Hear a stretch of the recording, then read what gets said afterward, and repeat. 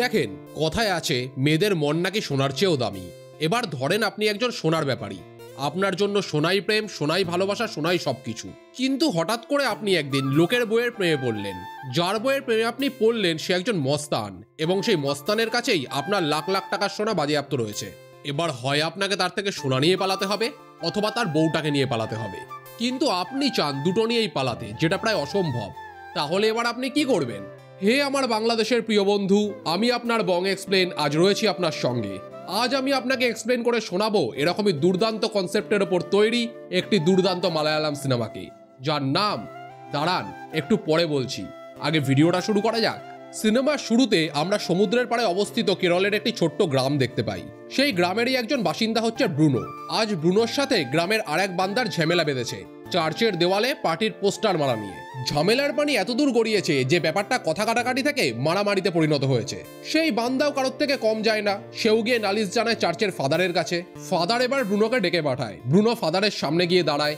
Father ব্রুনোকে বলে, দেখ Bruno, তুই পার্টি পলিটিক্স করছিস খুব ভালো কথা, কিন্তু সেগুলোকে চার্চ অব্দি আনিস না। দেখবেন আপনার পাড়ায় এমন অনেক লোক আছে যারা দুদিন পার্টি করে দু চারটে নেতার সাথে ঘুরে নিজেকে খুব বড় হনু ভাবা শুরু করে দেয়। ব্রুনো সেই জাতের। তাই সে রিপ্লাই দেয়, লাগিয়েছি তো কি হয়েছে, আমার পার্টির পোস্টার আমি যেখানে ইচ্ছা লাগাতে পারি। ফাদার তাকে বলে, বেশি বাড়বাড়িস না ব্রুনো, ভুলে যাস না কদিন বাদে তোর বোনের বিয়ে। আমরা যদি চার্চ থেকে সাহায্য না করি তাহলে আমি দেখব তুই তোর বোনের বিয়ে কিভাবে দিস। ব্রুনো গরম নিয়ে বলে, ওসব আপনাকে ভাবতে হবে না, আমার মাথার ওপর পার্টির হাত আছে, বোনের বিয়ে পার্টি বুঝে নেবে, আপনি নিজের চরকায় তেল দিন। এই বলে ব্রুনো সেখান থেকে চলে যায়। অপরদিকে আমরা ব্রুনোর আম্মিকে দেখতে পাই। ব্রুনোর বোনের নাম স্টেফি। স্টেফির বিয়ে নিয়ে তার আম্মি খুবই চিন্তিত। তাই সে স্টেফির হবু শাশুড়ির সাথে বিয়ের ব্যাপার নিয়ে আলোচনা করছে। আলোচনাটা এই নিয়ে নয় যে বিয়েতে কতজন লোক ডাকা হবে বা কত কাউকে খাওয়ানো হবে, বরং এই নিয়ে যে বিয়েতে কত টাকা খরচা হবে বা কত টাকা সোনা স্টেফিকে দেওয়া হবে। স্টেফির আম্মি তো মাথা নাড়ায় যে হ্যাঁ, আমার মেয়ের জন্য সোনার গহনা বানানো আছে, বিয়েতে আমরা মোটা টাকার সোনা দেব। কিন্তু সত্যিটা হচ্ছে তাদের কাছে সোনা তো দূরের কথা, একটা রূপোর আংটি অবধি নেই। এর মূলত দুটো কারণ রয়েছে। প্রথমত তারা গরিব, এবং দ্বিতীয়ত তার ছেলে ব্রুনো একটা কুলাঙ্গার জন্ম নিয়েছে। সে কামধান্দা তো কিছু করে না, খালি পার্টি পলিটিক্স করে বেড়ায়। এই জন্য ব্রুনোর আম্মি তাকে কথাও শোনায় সামনে বোনের বিয়ে তার আগে চার্চের সাথে ঝামেলা করার জন্য। ব্রুনো এবার রেগে মেগে পার্টি অফিসে এসে পৌঁছায়। নেতার সাথে কথা বলে যদি কিছু টাকা পয়সা জোগাড় করা যায়, অন্তত সোনাটা তো তারা কিনতে পারবে। নেতাকে সে নিজের প্রবলেমের কথা জানায়। নেতা তাকে বলে, তুই চার্চের দেওয়ালে পোস্টার মেরে এমনি ঝামেলা অনেক বাড়িয়ে দিয়েছিস, একটা কাজ কর, কদিনের জন্য আন্ডারগ্রাউন্ড হয়ে যা। আর হ্যাঁ, বোনের বিয়ের জন্য কোনো আশা আমাদের ওপর রাখিস না, তোর বোনের বিয়ে তুই নিজে বুঝে নে। এই কথা শুনে ব্রুনোর মাথায় আকাশ ভেঙে পড়ে। সে যে নেতার জন্য এত কিছু করেছে, সেই নেতাই তাকে আজকে এমন কথা বলছে। এভাবে নেতার কাছে লাত খাওয়ার পর ব্রুনো মাথা নত করে সেখান থেকে বেরিয়ে আসে। পরবর্তী সিনে আমরা মার্কেন্দু বলে একটি চরিত্রকে হোস্টেলে প্রবেশ করতে দেখতে পাই। এই হোস্টেলে সে এবং তার বন্ধু রাক্ষস থাকে।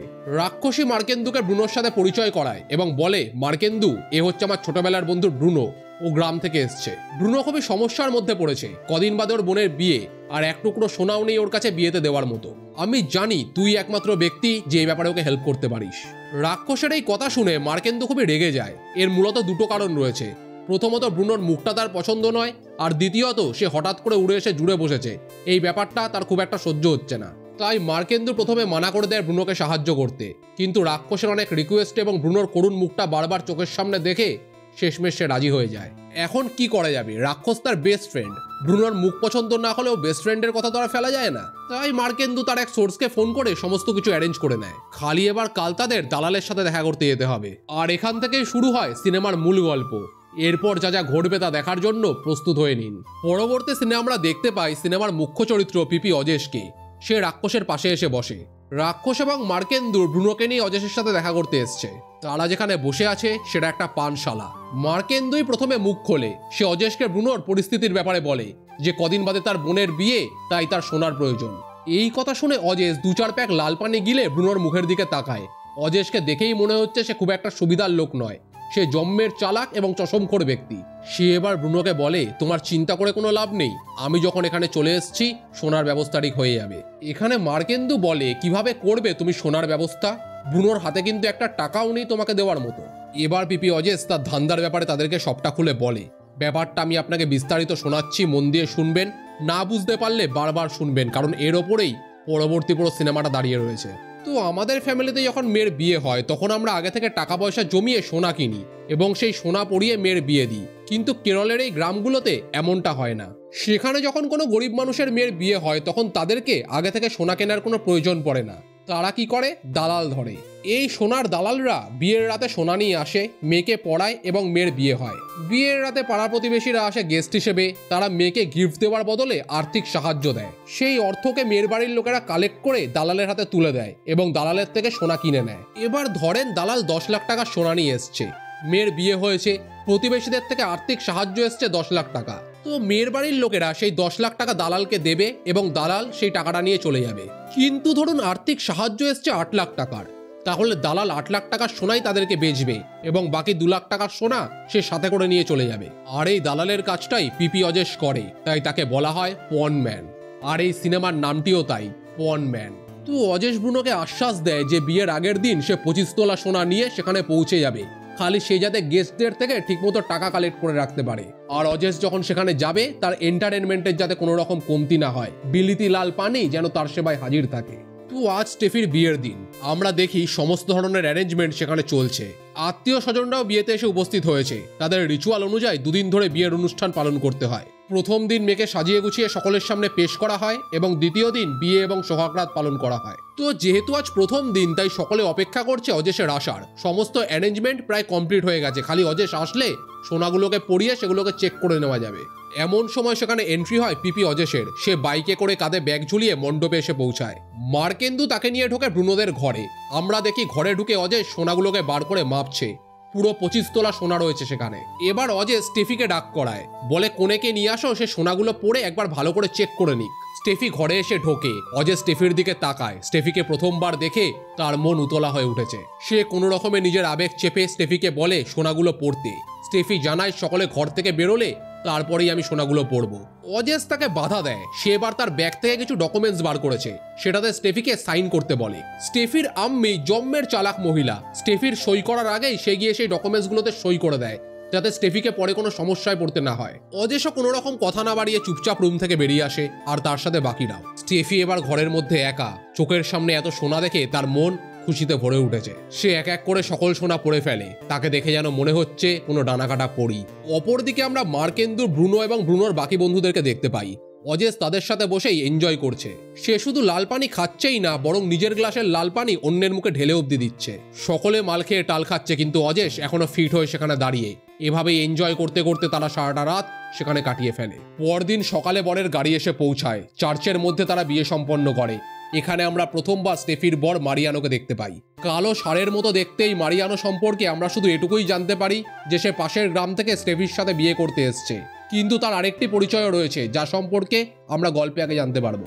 তো ভালোই ভালোই বিয়ে তো সম্পন্ন হয়, কিন্তু দেখা দেয় এক নতুন সমস্যা। ব্রুনোর কয়েকজন বন্ধু ও রিলেটিভ ছাড়া বিয়েতে আর কেউ উপস্থিত হয় না। চার্চের সাথে ঝামেলা করার ফল তারা হাতে না হাতে টের পাচ্ছে। পাড়া প্রতিবেশীদেরকে ফোন করলেও তারা কেউ ব্রুনো এবং ব্রুনোর আম্মির ফোন রিসিভ করে না। এবার কি হবে? মেয়ের বিয়ের আর্থিক সাহায্যের রাস্তা পুরোপুরি বন্ধ হয়ে গেছে। বিয়ে প্রায় শেষ হয়ে এসছে। রাত 10টা বাজে। অজেশের এবার শুধু একটাই কাজ বাকি, সোনার দাম নেবে এবং সেখান থেকে চলে যাবে। মার্কেন্দু অজেশকে বলে, ভাই একটা ছোট্ট প্রবলেম হয়ে গেছে। অজেশ বলে, কি প্রবলেম হয়েছে সেটা দেখা আমার কাজ নয়, আমি আমার টাকা নেব এবং বাড়ি যাব, তোদের প্রবলেম তোরা হ্যান্ডেল কর। এই বলে সে ঘরে এসে ঢোকে। ব্রুনোর আম্মি কাচুমাচু করে ঘরের কোনায় দাঁড়িয়ে রয়েছে। একটা ছোট্ট বালতির মধ্যে জমানো রয়েছে টাকা। আজকের সারাদিনের কালেকশন রয়েছে সেই বালতিতে। ব্রুনোর আম্মি অজেশকে বালতিটা এগিয়ে দেয়। অজেশ সেখান থেকে টাকা বার করে গুনতে থাকে। সে হিসাব করে দেখে 25 তোলা সোনার মধ্যে মাত্র 13 তোলা সোনার টাকাই কালেক্ট হয়েছে। এই দেখে তো অজেশ খুবই রেগে যায়। তবুও সে নিজেকে শান্ত রেখে বলে, স্টেফিকে নিয়ে আসুন, আমি সোনা ওজন করে 13 তোলা সোনার টাকা রেখে বাকিটা নিয়ে চলে যাব। স্টেফির আম্মি তো নারাজ। এখন যদি সে সোনাগুলোকে নিয়ে আসে তাহলে মারিয়ানোর বাড়ির লোকেরা প্রশ্ন তুলবে। তাই সে ব্যাপারটাকে চাপা দেওয়ার জন্য বলে, একবার সোহাগরাত শেষ হয়ে যাক, তারপর আমি নিজে স্টেফির থেকে সোনা এনে তোমাকে দিয়ে দেবো। অজেশ জিজ্ঞেস করে, কতক্ষণ লাগবে সোহাগরাত শেষ হতে? ব্রুনোর আম্মি বলে, বাসর ঘরের লাইট যখন অফ হয়ে যাবে বুঝবে জামাই ঘুমিয়ে পড়েছে, অর্থাৎ সোহাগরাত শেষ হয়ে গেছে। তখন স্টেফি ঘর থেকে বেরিয়ে তোমার সোনা তোমার হাতে তুলে দেবে। দেখেন, অজেশ এবার ভাবে, মাত্র 2-3 ঘন্টার ব্যাপার, একটু অ্যাডজাস্ট করেই নি। তারপর তো আমার সোনা আমার হাতে চলেই আসবে। কিন্তু সে কি আর জানে এই মাত্র 2-3 ঘন্টা তার জীবনে কত বড় কাল ডেকে আনবে। অজেশ বাইরে অপেক্ষা করছে, পেছনে সমুদ্রের ঢেউ আছড়ে পড়ছে তার দিকে। সামনে স্টেফির ঘর, সেখানে এখনো আলো জ্বলছে, অর্থাৎ মারিয়ানো এখনো অব্দি ঘুমায়নি। অজেশ একদৃষ্টে তাকিয়ে রয়েছে সেদিকে, কখন ঘরের লাইট বন্ধ হবে আর স্টেফি ঘর থেকে বেরিয়ে আসবে। ঘন্টার পর ঘন্টা কেটে যাচ্ছে, ঘরের লাইট বন্ধ হচ্ছে না। একটা সময় অজেশের মনে হয় ছুটে যাই আর জানলা ভেঙে ডাক লাগাই স্টেফিকে, বলি আমার সোনা আমাকে ফিরিয়ে দাও। কিন্তু পরিস্থিতিই এমন যে সেই রাস্তাও তার হাতে আর নেই। সারাদিনের খাটাখাটনি আর মদের নেশায় ঘুম চলে আসে অজেশের চোখে। সকালে যখন তার ঘুম ভাঙে সে দেখে ঘরের আলো তখনও জ্বলছে। এবার মাথা খারাপ হয়ে গেছে অজেশের। সে দৌড়ে দৌড়ে যায় স্টেফির কাছে, যেভাবেই হোক তাকে সোনা নিতেই হবে। কিন্তু এদিকে ঘটেছে আর এক কাণ্ড। স্টেফি রেডি হয়ে তার বরের সাথে শ্বশুরবাড়ির উদ্দেশ্যে রওনা দিয়েছে। অজেশ গাড়িটির পেছনে দৌড়ায়, তবুও সেটাকে ধরতে পারে না। এবার তার মাথায় রাগ চরমে। ব্রুনোর আম্মি তাকে এভাবে বোকা বানালো। সে তাদেরকে উপকার করতে এসেছিল আর উপকারের পরিবর্তে এভাবে বাঁচ দেওয়া হলো তাকে। এই ব্যাপারটাকে অজেশ কোনোভাবেই হজম করতে পারছে না। তাই সে ব্রুনো এবং তার আম্মির ওপর চোটপাট করে এবং ঠিক করে যেভাবেই হোক স্টেফির শ্বশুর বাড়িতে গিয়ে সেখান থেকে সোনা ফেরত নিয়ে আসতেই হবে। কিন্তু এক্ষেত্রে দুটো সমস্যা আছে, আর এই দুটো সমস্যার মধ্যে কোনোটাই ছোট সমস্যা নয়। প্রথমত, স্টেফির যে গ্রামে বিয়ে হয়েছে সেই গ্রামটি চারিদিক দিয়ে নদীতে ঘেরা। সেখানে যাতায়াতের একমাত্র মাধ্যমই হচ্ছে পানিপথ, অর্থাৎ সেখানে ঢোকা যতটা সহজ, বেরোনো তার থেকে শতগুণ কঠিন। আর দ্বিতীয়ত, স্টেফির বর মারিয়ানো কোনো সাধারণ ব্যক্তি নয়, সে ওই গ্রামের মস্তান। মারিয়ানোকে সবাই ডরায়, তার কথায় বাঘে গরুতে এক ঘাটে জল খায়। অর্থাৎ এবার খেলা জমতে চলেছে। আপনি এতক্ষণ ধরে ভিডিওটা দেখছেন মানে আমি নিশ্চিত যে ভিডিওটা আপনার খুব পছন্দ হয়েছে। দেখেন, আমার ভিডিওর কোয়ালিটি যেমনই হোক, ভয়েস ওভার যেমনই হোক, এক্সপ্লানেশন চরম হয়। আর এই ধরনের চরম এক্সপ্লানেশন দেখার জন্য অবশ্যই চ্যানেলটিকে সাবস্ক্রাইব করে দেবেন, এবং যদি তা নাও করেন অন্তত ভিডিওটাতে একটা লাইক দিয়ে দেবেন, যাতে আমাদের এই ভিডিও বেশি থেকে বেশি মানুষ অব্দি পৌঁছাতে পারে। দেখেন, আমাদের উদ্দেশ্য হিংসা নয়, মানুষের মধ্যে ভালোবাসা ছড়িয়ে দেওয়া। তো মাত্র একটা লাইক দিয়ে আপনি আপনার পছন্দ, আপনার ভালোবাসা মানুষের মধ্যে ছড়িয়ে দিন।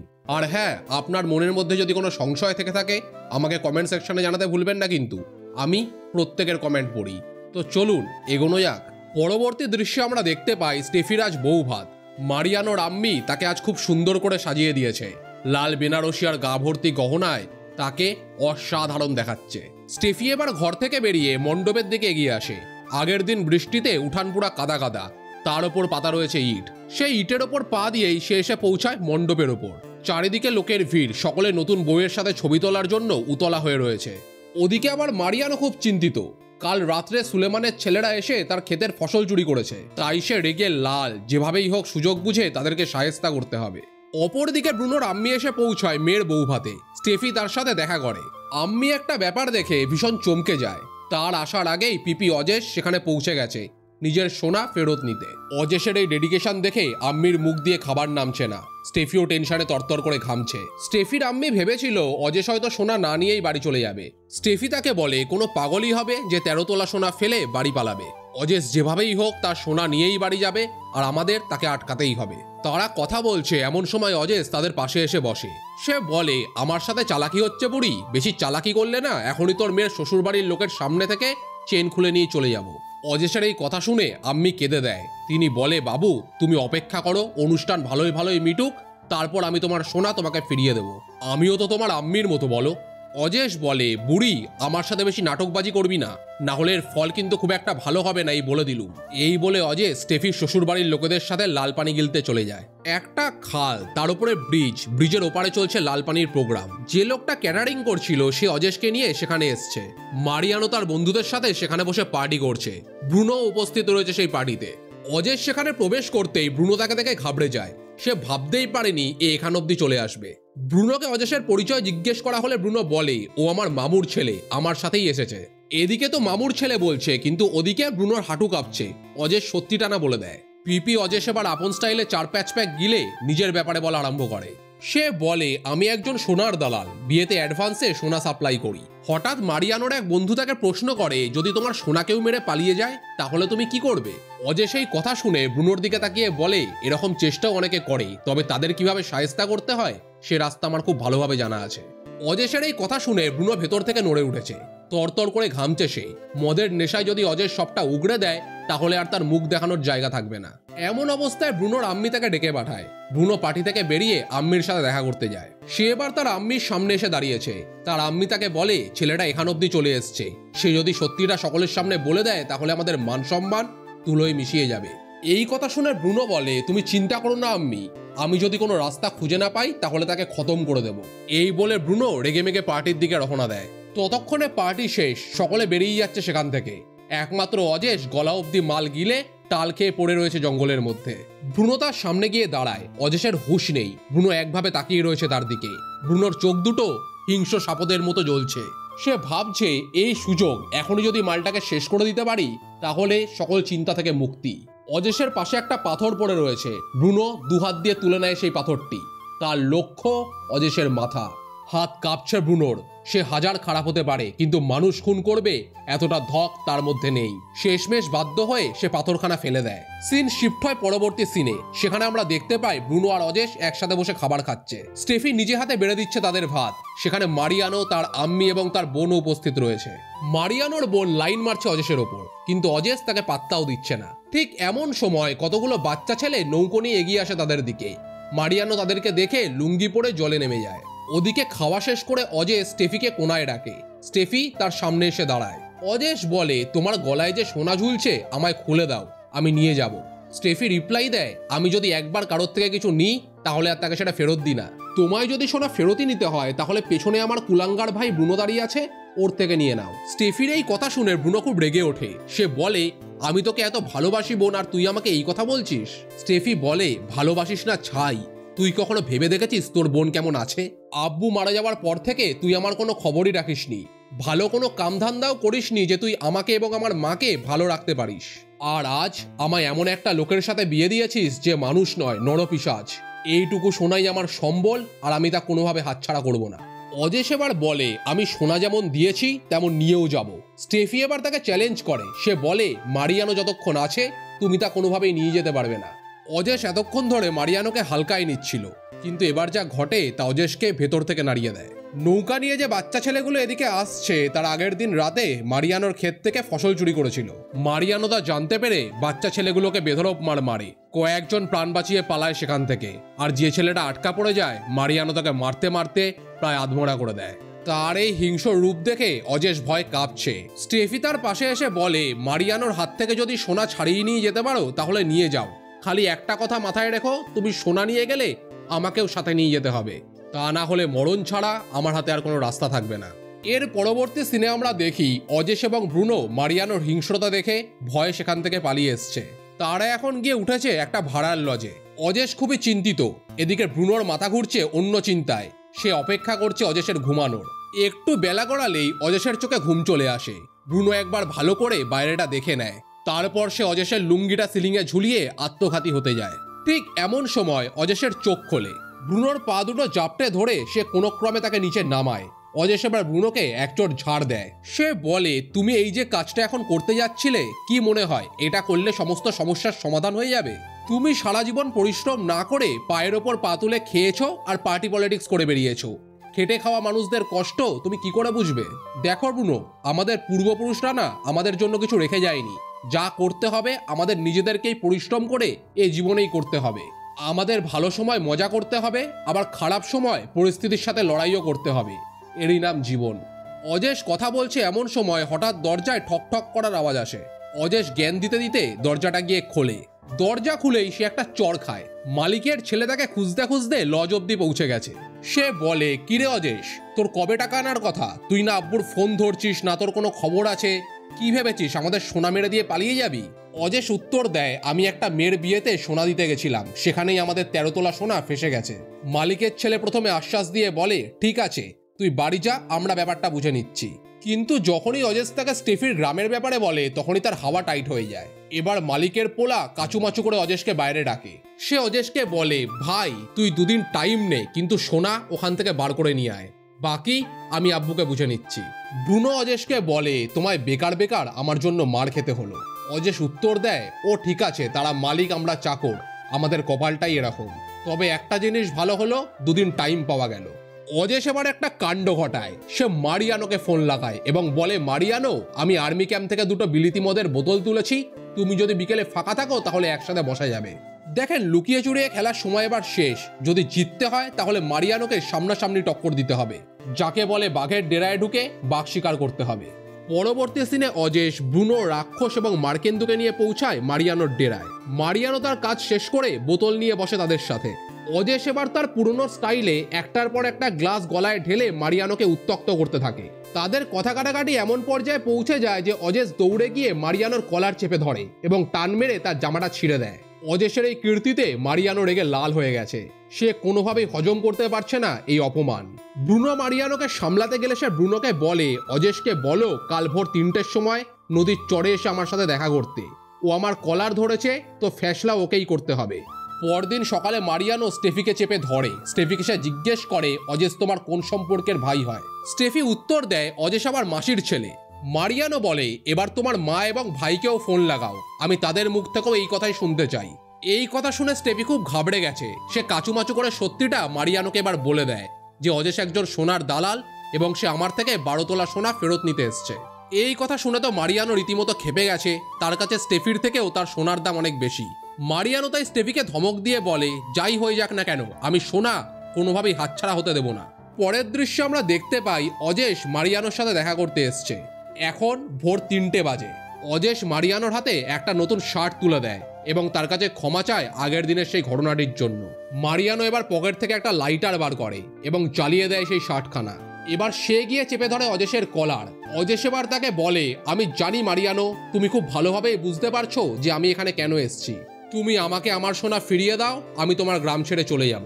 এই কথার পরিপ্রেক্ষিতে মারিয়ানো বলে, আমি তোমার থেকে সোনা নিইনি, নিয়েছে স্টেফির আম্মি আর তার ভাই। সোনার ব্যাপারে তুমি তাদের সাথে বুঝে নাও।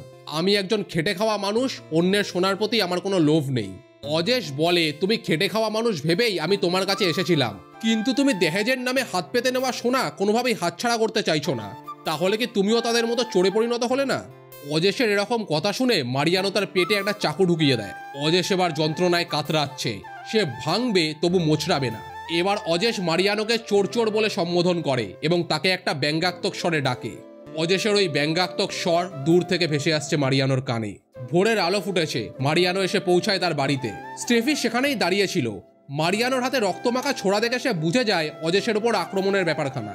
এবার স্টেফি ঠিক করে আর নয়, যেভাবেই হোক তাকে এখান থেকে পালাতেই হবে। আর সে পালালে খালি হাতে পালাবে না, সোনার গহনাগুলো সাথে নিয়েই পালাবে। তাই স্টেফি প্ল্যান বানায়। একদিন রাতে সে ওত পেতে বসে থাকে মারিয়ানো কোথায় সিন্দুকের চাবি রাখে তা দেখার জন্য। স্টেফি এবার সুযোগ বুঝে সেই চাবিখানা সেখান থেকে বার করে। তারপর সিন্দুক খুলে সোনার গহনাগুলো নিয়ে প্রাণপণে সেখান থেকে পালায়। লোকাল একজন মাঝির সাহায্যে নদী পার করে স্টেফি বাজারে এসে পৌঁছায়। এবার তাকে শুধু বাস ধরে শহরের দিকে পালাতে হবে, তাহলেই আর মারিয়ানো তার কিছু বিগড়াতে পারবে না। খালি স্টেফির প্ল্যানে একটা ছোট্ট ভুল ছিল। সে বুঝতে পারেনি আজকের দিনটা তার জন্য কতটা দুর্ভাগ্যের। মারিয়ানো কোনোভাবে খবর পেয়ে যায় স্টেফির পালানোর। সে বাসে উঠে সকলের সামনে চড় মারতে মারতে স্টেফিকে বাস থেকে নামায়। তারপর তাকে বাড়িতে নিয়ে গিয়ে সোনাগুলো কেড়ে নেয় তার হাত থেকে। স্টেফির গাল চোখের জলে ভিজে গেছে। চুপচাপ সে মেনে নিয়েছে ভাগ্যের পরিহাস। গ্রামে সেদিন উৎসব। সমগ্র গ্রাম মেতে উঠেছে আনন্দে। মারিয়ানো স্টেফির গা থেকে সোনা খুলে তাকে নিয়ে চলেছে উৎসবে। এমন সময় আমরা অজেশকে একটা চড়ার ওপর দাঁড়িয়ে থাকতে দেখতে পাই। মারিয়ানো তাকে দেখে পুরো ঘাবড়ে গেছে। অজেশ বাঁচলো কিভাবে? এবার অজেশ মুখ খোলে। সে মারিয়ানোকে বলে, আজ উৎসবের দিন, আমি জানি তুমি সোনা আজ বাড়িতে রেখে আসবে না। কোথায় রেখেছো? তোমার ধুতির কোচরে, তাই না? এই কথা শুনে মারিয়ানোর মুখ লাল। অজেশ তাকে আরো বলে, চিন্তা করো না, আমি সোনা এখনই চাই না, সঠিক সময় আমি নিজেই সেটা তোমার থেকে ছিনিয়ে নেব। মারিয়ানো কোনো উত্তর না দিয়ে স্টেফিকে নিয়ে চুপচাপ সেখান থেকে কেটে পড়ে। তারা এবার এসে পৌঁছেছে উৎসবে। মারিয়ানোর নির্দেশে তার এক বন্ধু নজর রেখেছে স্টেফির ওপর, আর মারিয়ানো অজেশের ওপর নজর রেখে চলেছে। হঠাৎ করে অজেশ গায়েব হয়ে যায় লোকের ভিড়ে। মারিয়ানো চারিদিকে খুঁজে বেড়াচ্ছে তাকে। এমন সময় তার ফোনটা বেজে ওঠে। অজেশ ফোন করেছে। মারিয়ানোকে সে বলে, তোমার কাছে আমার 12 তোলা সোনা বাজেয়াপ্ত রয়েছে। 60,000 টাকা তোলার হিসেবে 12 তোলা সোনার দাম হয় 7,20,000 টাকা। আর এখন আমি যেখানে দাঁড়িয়ে আছি সেটা তোমার বাগদা চিংড়ির ভেড়ি। সেখানে 1 কেজি মাছের দাম 500 টাকা। তোমার ভেড়িতে যে পরিমাণ মাছ আছে তার দাম নিশ্চয়ই আমার সোনার থেকে অনেক বেশি। তাড়াতাড়ি ভেড়িতে আসো, না হলে আমি তোমার সকল মাছ নদীতে বইয়ে দেব। এবার মারিয়ানো পড়েছে মক্ষম ফাঁদে। সে দৌড়াতে দৌড়াতে এসে পৌঁছায় ভেড়িতে। অজেশ কাঠের পাটা ধরে দাঁড়িয়ে আছে। সেটা একবার খুলে দিলেই মারিয়ানো সব মাছ নদীতে বয়ে যাবে।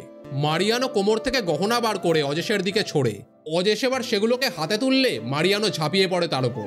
মারিয়ানোর দস্যুর মতো শরীর, সে আছাড় মারছে অজেশকে। দেখে মনে হচ্ছে হাতি আর পিঁপড়ের লড়াই বেঁধেছে। অজেশ এবার মারিয়ানোকে পেছন থেকে জড়িয়ে ধরে, তার কাঁধে বসায় মরণ কামড়। আর্তনাদ করতে করতে সে অজেশকে সামনে কাদার মধ্যে আছাড় মারে। অজেশ কোনো রকমে গহনাগুলোকে ছিনিয়ে নিয়ে খামারের দিকে পালায়। মারিয়ানো এসে উপস্থিত হয়েছে সেখানে। অজেশ লুকিয়ে পড়েছে, মারিয়ানো তাকে খুঁজছে পাগলের মতো। অজেশের হাত থেকে সোনাগুলো সামনে ঘুরন্ত চাকতিটার ওপরে পড়ে যায়। মারিয়ানো এবার চরকির তলায় হাত ঢুকিয়ে বার করতে যায় তার সোনা। এমন সময় সুযোগ বুঝে অজেশ তাকে পেছন থেকে ধাক্কা মারে। চরকির ফাঁকে আটকে গেছে মারিয়ানোর হাত। পাতা ফাঁদে আটকে মারিয়ানো ইঁদুরের মতো ছটফট করছে। অজেশ তার সোনা নিয়ে সেখান থেকে ফিরে আসে।